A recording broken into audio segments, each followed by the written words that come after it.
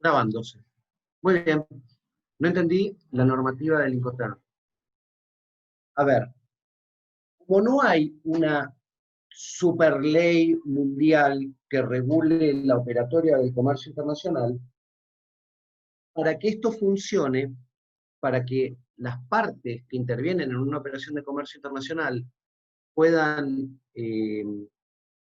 encontrar los límites entre los deberes y las obligaciones, firmaron un acuerdo al cual varios países, yo te diría la mayoría de los países del mundo, se han suscrito, y entonces de esa forma incorporan como propia esa normativa.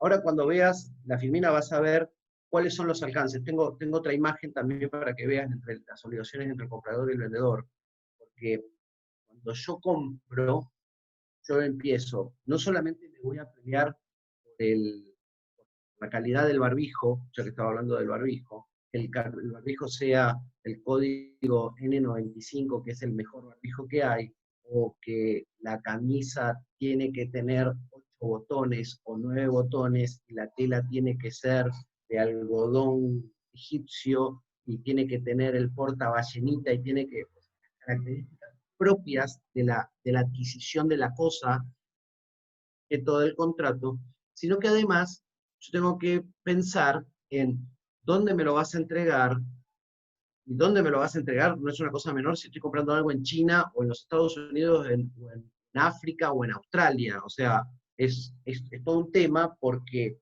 si el tipo me dice, vos quédate tranquilo, yo compré el celular y el celular te llega a tu casa, entonces él se está haciendo cargo del despacho, del flete, se está haciendo cargo del seguro, se está haciendo cargo de todo lo que conlleva la compra. La compra de algo afuera no es solamente y sencillamente pagar el bien, sino que tenés que tener en consideración todo esto. Vos pensás que si estás comprando, yo tengo una empresa y quiero comprar 400 máquinas, computadoras, Apple, y esas 400 computadoras que quiero traer de afuera, las traigo y quiero abaratar el costo y las traigo en un container, y ese container está arriba de la borda del buque, esos containers que van afuera y no van en bodega. Si llueve, yo no sé si no se va a mojar la mercadería. Entonces, quizás me convenga pagar un poquito más de flete, pero tenerlo en bodega, con un packaging que sea mucho mejor para preservar la mercadería. Es más caro, y que además de todo eso, yo quiera pagar un seguro de fletamiento. Sí, no, ahora va. Un seguro de fletamiento, para que, si a pesar de que las computadoras están en la bodega, tienen el packaging anti lluvia, y con los plásticos estos de pelotitas que uno rompe para que no se golpeen si se mueve mucho el barco, entonces cae un chaparrón y se moja todo y perdí todo, no tuve un seguro, mejor ve. Entonces, los 5 terms lo que regulan son esas cosas. Pero volvamos a las filminas, a ver si sigo con el tema, y cuando lleguemos y empecemos a ver en particular cada una de ellas, vamos a poder verlas. Te explico cada una de ellas en detalle.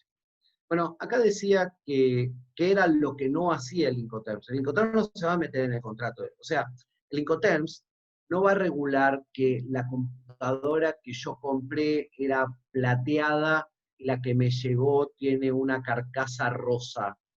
No, Incoterms no regula eso. Nosotros verificamos el papel, el documento, el bill of lading, el conocimiento de embarque, el conocimiento, la guía aérea, la guía férrea, ¿sí? El documento con el que está pasando, que el monto del seguro sea acorde con la factura, pero nunca vamos a ver si las computadoras tienen carcasa rosa, verde, amarilla, roja, son plateadas o negras. Entonces, vos compraste, no eran computadoras con la carcasa rosa, eso es un problema que tendrás que resolver con el vendedor. pero nosotros íbamos a saber que las computadoras que vos compraste costaban $400, $300, y eran 200 computadoras de $200, porque eso dice el despacho, eso dice la fábrica. Tampoco las sanciones, la determinación y posesión de los aranceles, si te cobraron más, menos, si estuvo un día en la plazoleta. La plazoleta es el puerto en sí, toda esa estructura de cemento donde están las containeras, que son esas grúas enormes con esos ganchos que agarran los containers y los trasladan así, esos son las containeras. Si vos perdiste un barco porque tu barco llegó demorado por una tormenta o por lo que sea, y tuviste que pasar la noche en el puerto, en plazoleta, eso se paga, y entonces, por lo general, hay un seguro por esto.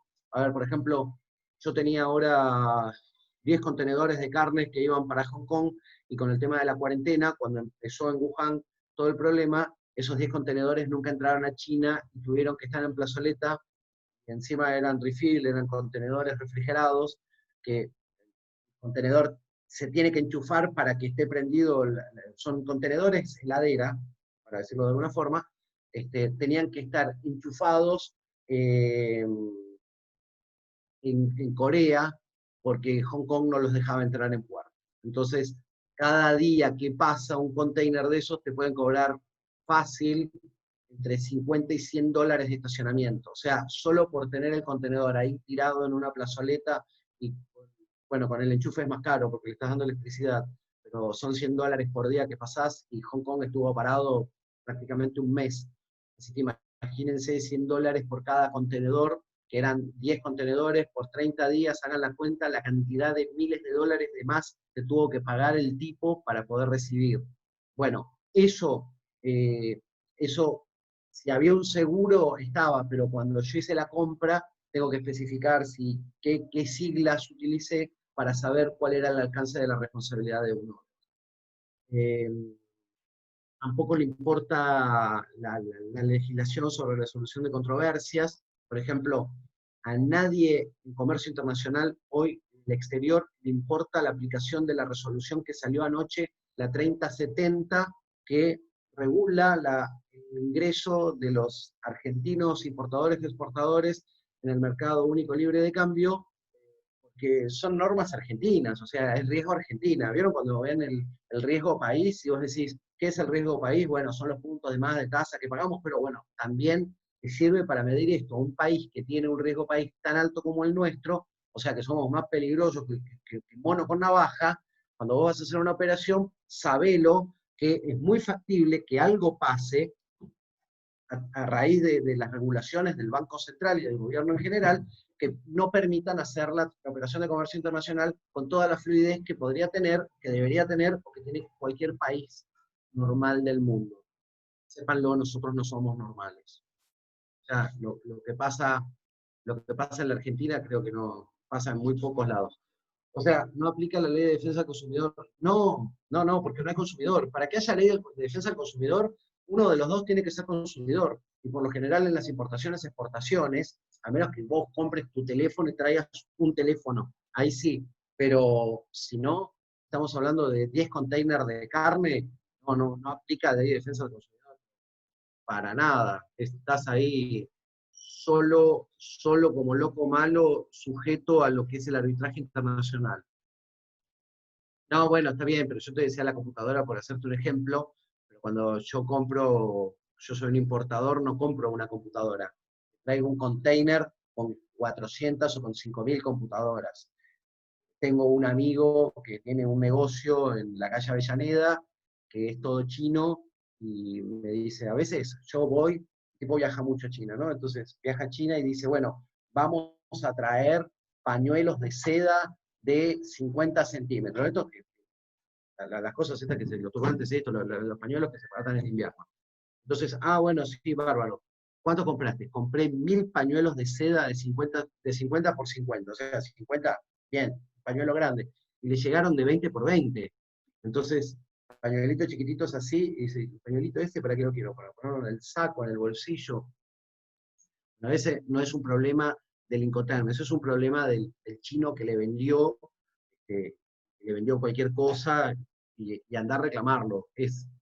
es como decimos, es más caro el collar que el perro, porque ¿qué vas a recorrer? Vas a reclamar 1000 pañuelitos de seda que te costaron $200, el reclamo, el abogado, la comunicación, la traducción. No, listo, yo estaba perdiendo $200. A veces salen bien, a veces salen mal. Esto es porque son $200, porque es un pañuelito de seda. Si es una cosa más importante, amerita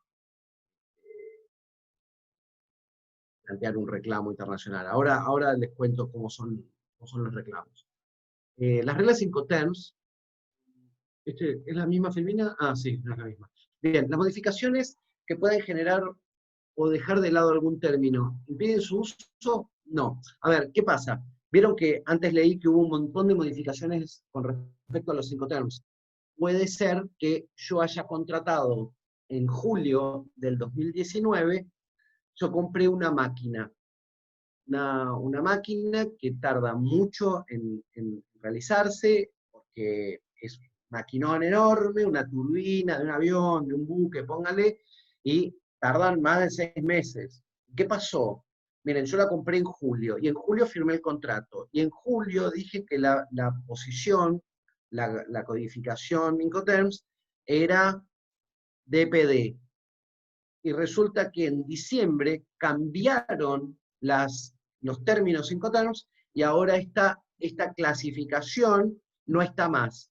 Entonces ahora se preguntan, ¿qué pasa? ¿Se anula? No. Dice, la totalidad de los Incoterms pueden utilizarse, por eso es siempre importante indicar el año de la versión al momento de indicarse. Esto resulta fundamental para evitar dificultades futuras con respecto a saber qué reglas Incoterms se aplican en el caso. Miren, por ejemplo, Ex-Work.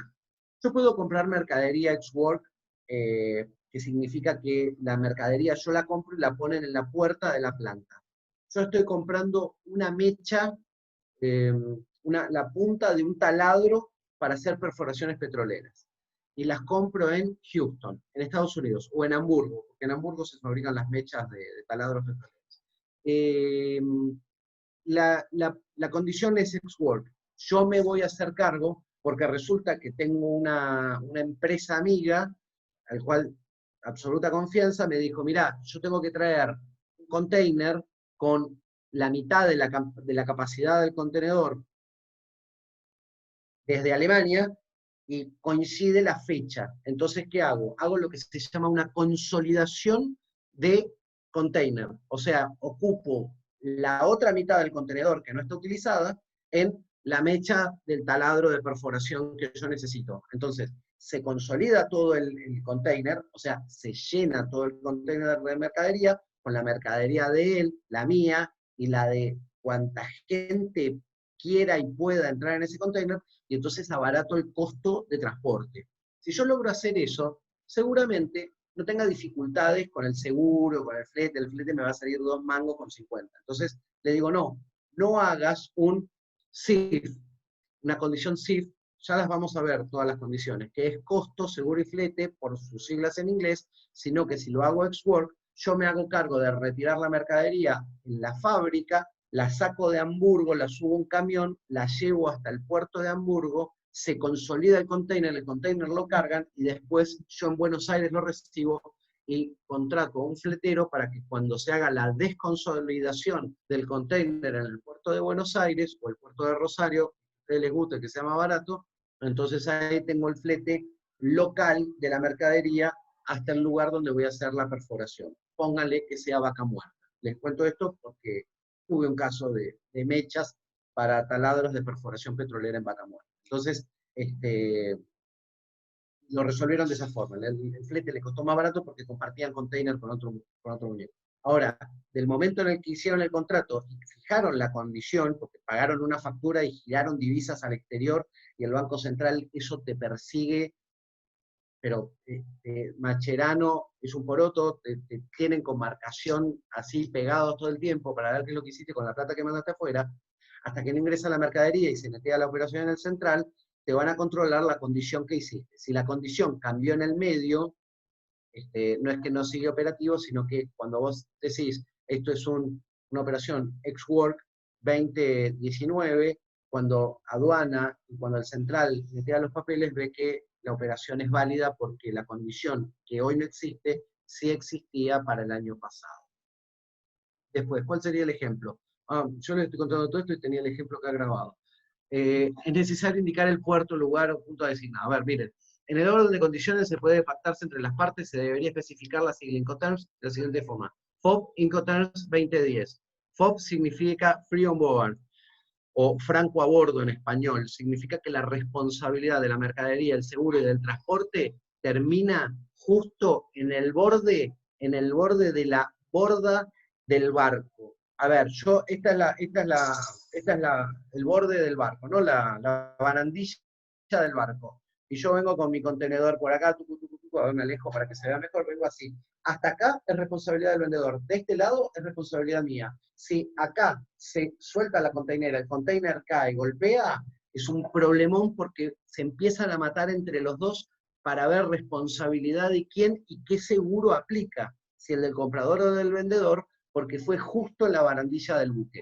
Bueno, les cuento, en esos casos lo que se activa es un seguro que tiene la empresa del puerto que está cargando el contenedor, porque ya no es ni responsabilidad mía ni del que embarca, sino del puerto en pasar el container al buque para que el buque quede adentro. La indicación del lugar al lado de la regla Incoterms es de gran importancia. Con expresión de las reglas C, el lugar designado indica dónde se entrega la mercadería y esto determina dónde se transmite el riesgo del vendedor o del comprador. En este marco debe destacarse que las siglas D, esto es otra cosa que tiene Incoterms también, el lugar designado en el lugar de entrega, el lugar de destino, el vendedor debe organizar el transporte hasta dicho punto. Regla C, el lugar designado indica el destino hasta donde el vendedor debe organizar y pagar el transporte de mercadería, y no es un lugar puerto de entrega, que no es un lugar o puerto de entrega. Por ejemplo, acá dice FSA, que es franco con costo a cargo, en Shanghai, Incoterms 2020. Entonces se pone la condición, así como yo decía, FOB arriba, que era el Free On Board, o el Ex-Work, o en el puerto, en realidad todo lo que sea puertos es con F, puerto y la categoría de Incoterms que está haciendo. A ver, olvídense de saberse todo esto de memoria porque no se lo van a saber. La idea es que sepan que algo así existe, ¿sí? Que sepan, mañana abogados entran en una empresa y dicen, estamos haciendo una operación de comercio internacional, y digan, sí, no, tuvimos un problema porque esto vino con una condición CIF, CIF es costo seguro y flete, vino con una condición CIF, Puerto de Buenos Aires, Incoterms 2020. Y ustedes se quedan mirando así para los costados y dicen, bueno, ¿qué era así? Y saben dónde buscarlo. Por ejemplo, acá, estos son los Incoterms vigentes del 2010 y cuáles son los nuevos del 2020.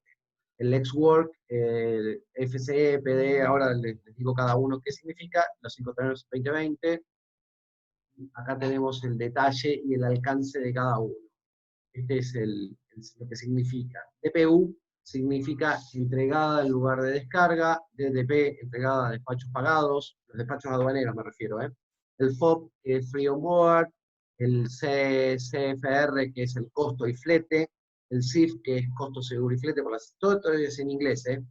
El Ex-Work, el XW es en fábrica, el FCA, que es franco porteador, o sea, llega hasta el puerto, CPT, transporte pagado hasta, el SIP, que es transporte y seguro pagado hasta, y DAP entregado en el lugar. Esas son las codificaciones de Incoterms que existen y que se modifican porque van cambiando las condiciones a nivel mundial, ¿sí? Recuerden que los países que suscribieron el tratado de Incoterms automáticamente se van ajustando a esto. ¿Qué es multimodal y qué es marítimo? Es el tipo de transporte.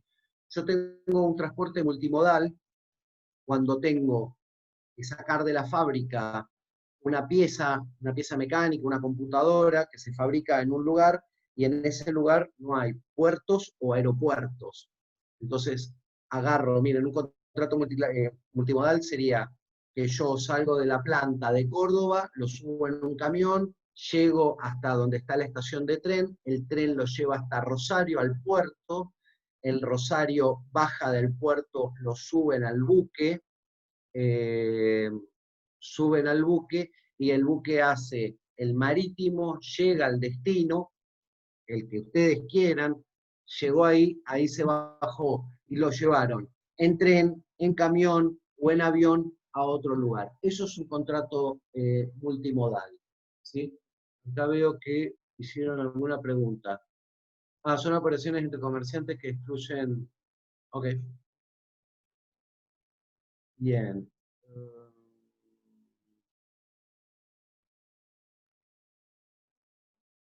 Bien, en materia de comercio internacional, no solamente vas a tener el contrato entre los particulares, el contrato de compraventa, que van a regular la condición Incoterms para que sepas cuáles son los deberes y obligaciones, sino que en, en el mundo existe una gran desconfianza entre las personas porque el tipo no está a la vuelta, a ver, no es la tienda donde compro la heladera que está en la avenida Cabildo, que está en la avenida Libertador, Rivadavia, que puedo ir y decirle, mirá, no me llegó la heladera, no me llegó el televisor.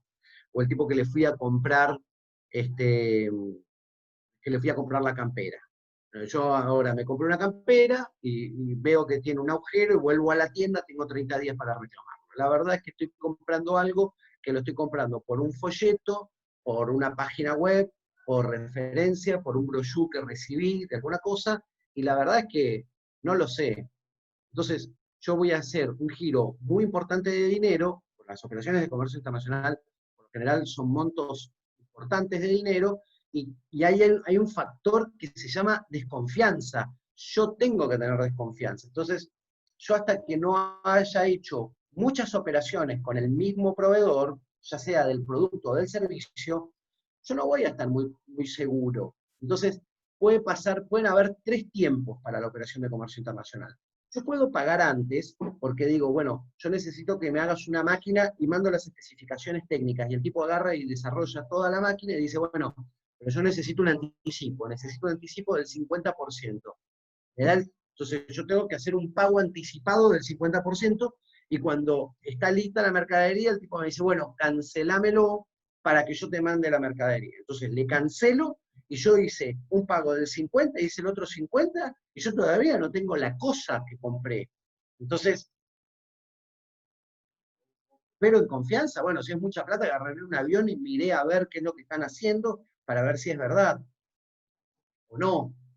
La otra es que yo pago contra la presentación de los documentos, pero no confío. Y la otra es que reciba la mercadería y que el tipo de afuera confíe en mí y que yo después le haga el pago. Bueno, para que ese marco de desconfianza se lime o se pueda equilibrar, existen las operaciones bancarias eh, crediticias, donde tu banco de confianza importador y el banco de confianza del exportador se unen y dicen, vamos a actuar de intermediarios en esta operación. Entonces, yo no te pago hasta que vos me presentes la documentación, pero como el tipo está en China, en Italia, en Rusia, en Australia, en la India, en donde ustedes quieran, el lugar del mundo que ustedes quieran, y no siempre somos los argentinos los peores del mundo, sino que pueden estar operando, haciendo una compra-venta desde Australia a México. Entonces,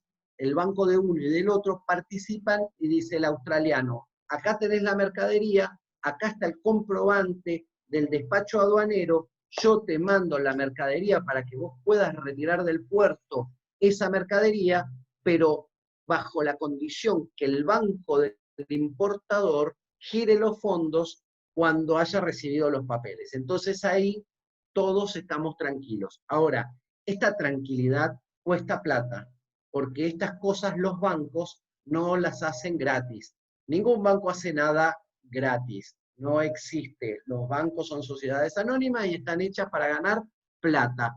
Y siempre van a ganar plata y siempre van a tener una comisión. Entonces, cuando los bancos participan, mientras más bancos participen, más comisiones van a tener, más honorarios van a cobrar y más cara es la operación. Entonces, Si vos haces una operación, no lo conoces al tipo y ves que lo que te vendió está bueno, y hiciste 2, 3, 4, 40, 50, 200 operaciones y aflojás con el banco, y entonces ahora simplemente no hagas un crédito documentario, sino que haces una mera transferencia porque ya confías en el tipo.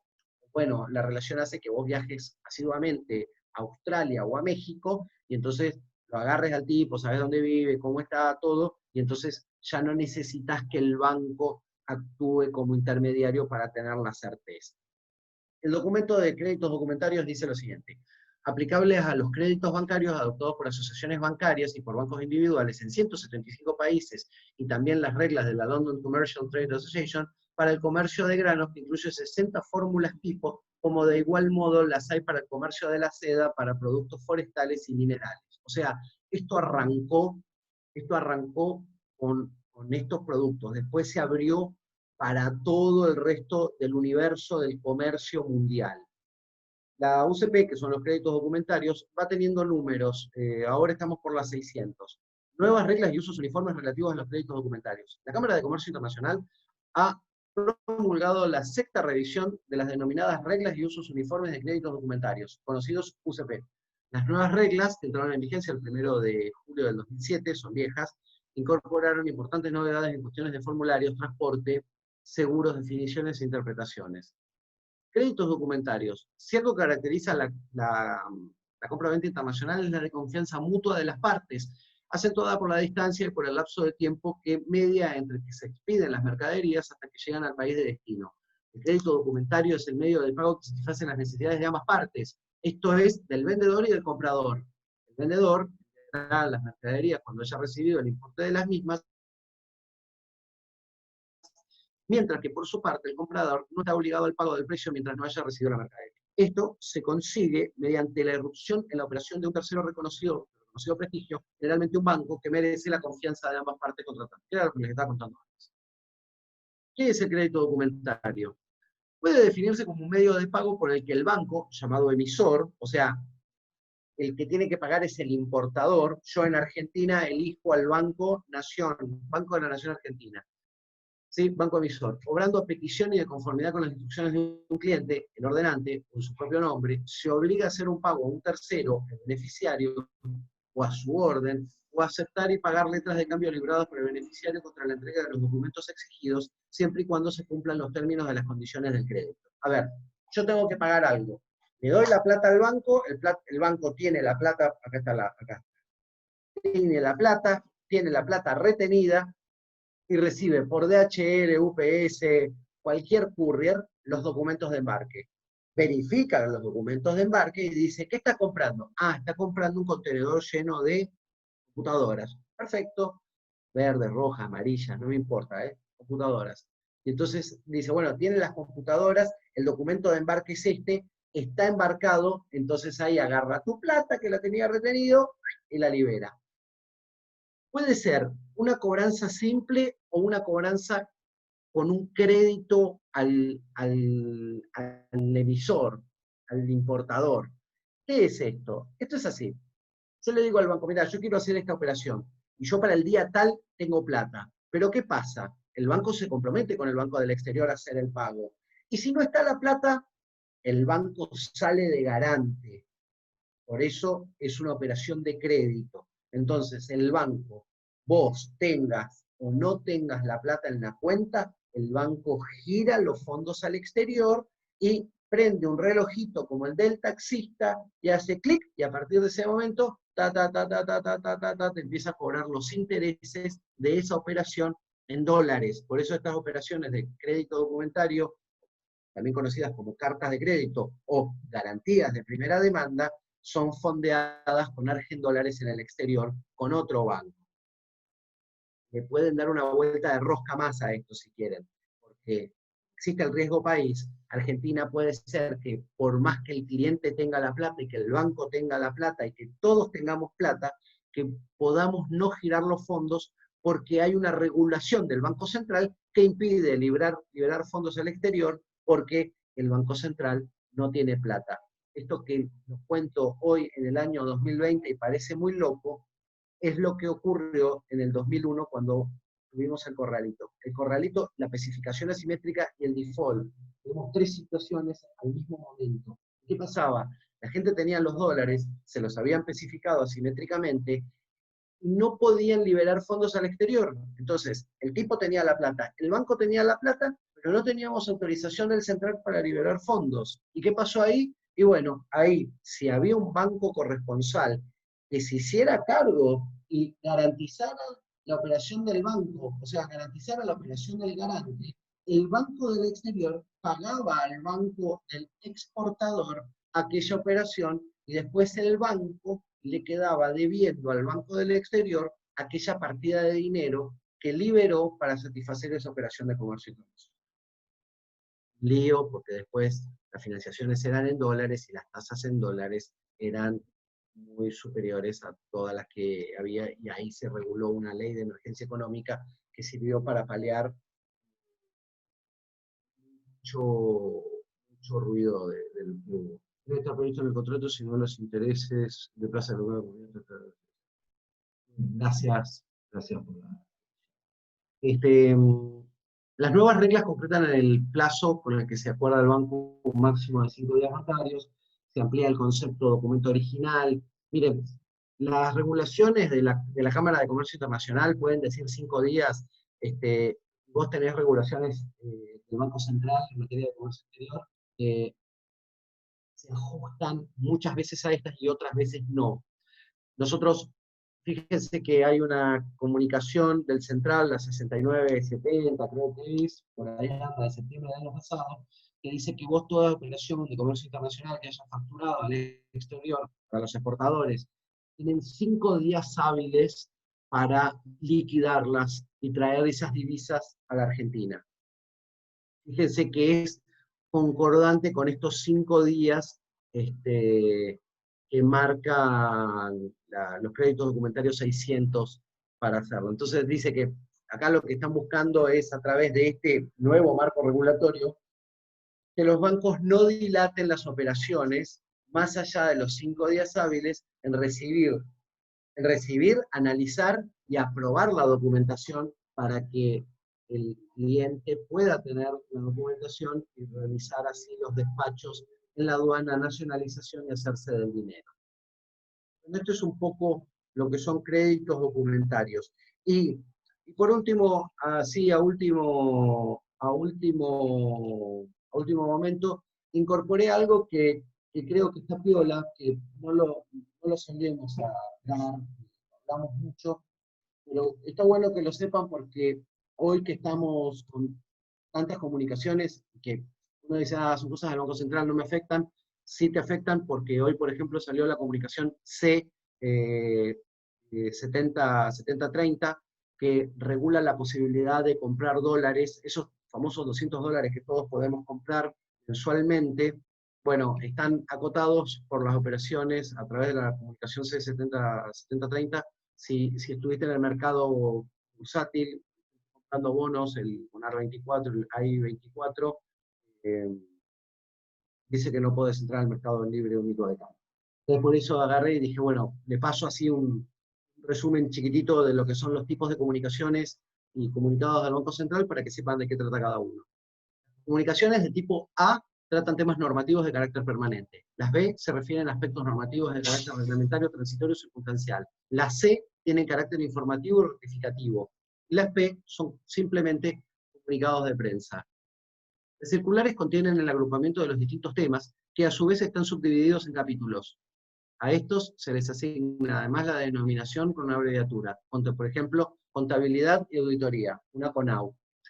La actualización se efectúa mediante comunicaciones A, B y C, de las cuales dan a conocer las sucesivas modificaciones y rectificaciones que se producen en cada tema. En caso de haberse divulgado el correspondiente texto ordenado del mencionado tema, las sucesivas modificaciones se adjuntan a las pertinentes hojas de reemplazo. Las comunicaciones de prensa P divulgan exclusivamente información aclaratoria o anticipo sobre la adopción de la normativa que va a emitir el Banco Central. Las numeraciones, las circulares se enumeran secuencialmente en oportunidad de suministrarse cada actualización de agrupamiento. Las comunicaciones A llevan doble numeración secuencial. propia comunicación en la cabecera, de ordenamiento en la referencia.